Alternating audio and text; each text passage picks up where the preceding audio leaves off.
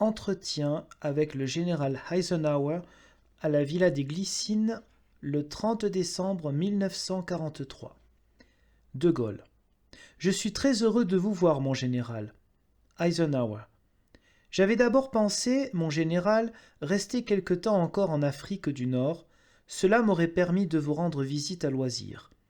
Mais je suis appelé à partir immédiatement pour les États-Unis et, craignant qu'il me soit plus difficile à mon retour de venir vous voir, il se peut que je ne repasse ici que quelques heures.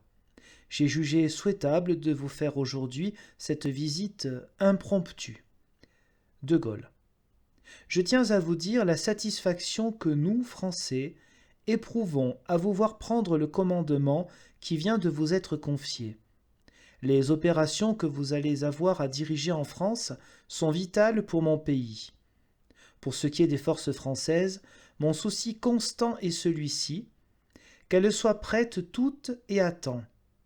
La réalité est que nous serons en mesure, le 1er avril, de mettre en ligne 5 ou 6 divisions d'infanterie, 3 divisions blindées et 3 états-majors de corps d'armée.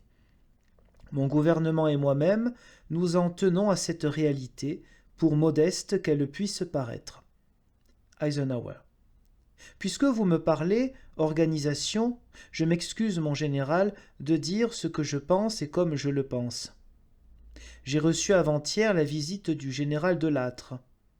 Il m'a parlé de ce qu'il allait faire. Je n'en ai pas retenu le détail et je ne connaissais pas les antécédents du général de Lattre. Toutefois, il m'a parlé de ses projets de telle manière que j'en ai retiré une grande confiance.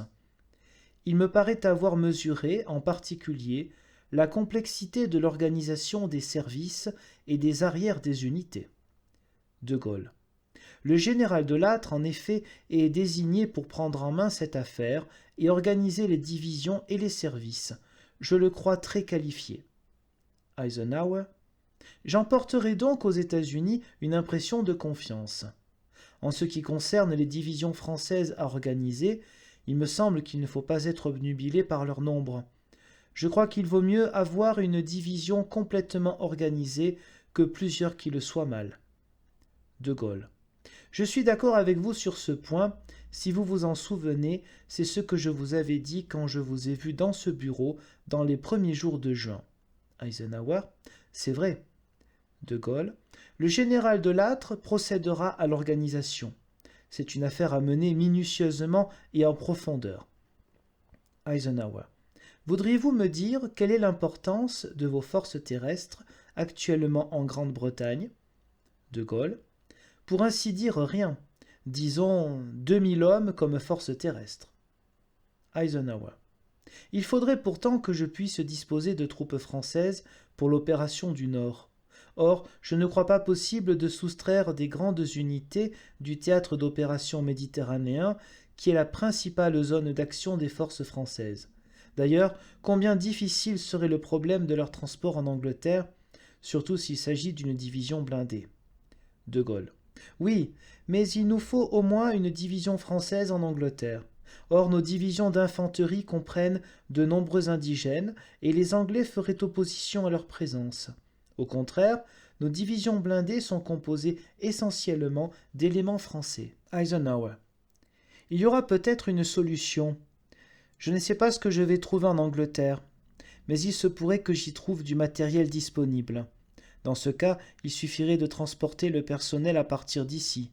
Cela simplifierait beaucoup le problème. De Gaulle. Vous verrez cela sur place. Mais, je vous le répète, n'arrivez pas à Paris sans troupes françaises. Eisenhower. Soyez certain que je n'imagine pas d'entrer à Paris sans vos troupes. Je demanderai maintenant au général de Gaulle de me permettre de m'expliquer avec lui sur le plan personnel. On me fait une réputation de brusquerie et je crois, mon général, qu'à votre arrivée à Alger, vous vous êtes quelque peu fondé sur cette réputation dans vos rapports avec moi. J'ai eu à ce moment-là l'impression que vous me jugiez sans tenir suffisamment compte des problèmes qui se posaient à moi dans l'exécution de ma mission et vis-à-vis de mon gouvernement. Je n'ai qu'un but, mener la guerre à bonne fin. Il m'a semblé alors que vous ne vouliez pas m'apporter votre entier concours. Je comprenais bien que vous-même et le Comité français de la libération nationale aviez, en tant que gouvernement, vos très difficiles problèmes. Mais les responsabilités du commandant en chef des forces alliées pour la conduite des opérations sur ce théâtre me semblaient dominer tout.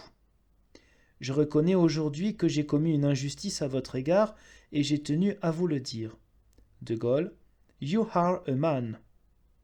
Tout cela compte peu, prenons les choses au point où elles en sont.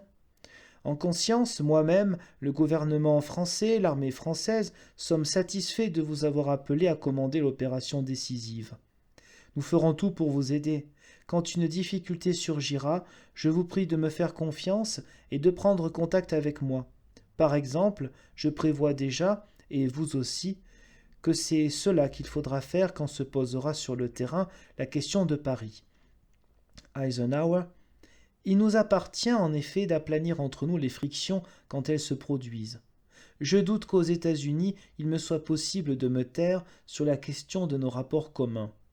De même que le comité a ses responsabilités devant l'opinion des Français, nous avons à tenir compte de l'opinion publique aux États-Unis. Cela est très important. Ce sont les opinions publiques qui gagnent les guerres. Si j'en trouve l'occasion, je suis prêt à faire une déclaration exprimant la confiance que j'emporte de nos contacts, reconnaissant l'injustice que j'ai commise à votre égard, et ajoutant que vous vous êtes déclaré prêt, en ce qui vous concerne, à m'aider dans ma mission. Pour la prochaine campagne de France, j'aurai besoin de votre appui, du concours de vos fonctionnaires, du soutien de l'opinion française. Je ne sais encore quelle position théorique mon gouvernement me prescrira de prendre dans mes rapports avec vous. Mais, en dehors des principes, il y a les faits. Je tiens à vous dire que, dans les faits, je ne connaîtrai en France d'autre autorité que la vôtre. De Gaulle. Si nous avons éprouvé quelques difficultés dans nos rapports, ce n'est ni de votre faute, ni de la mienne. Cela a dépendu de conditions qui ne sont pas en nous-mêmes, mais qui résultent de la situation très compliquée dans laquelle se trouvent nos deux pays, l'un par rapport à l'autre, dès lors que la France n'est plus établie dans sa puissance. Mais tout cela n'est que momentané. Quand nous aurons gagné la guerre, il n'en restera plus trace, sauf, naturellement, pour les historiens.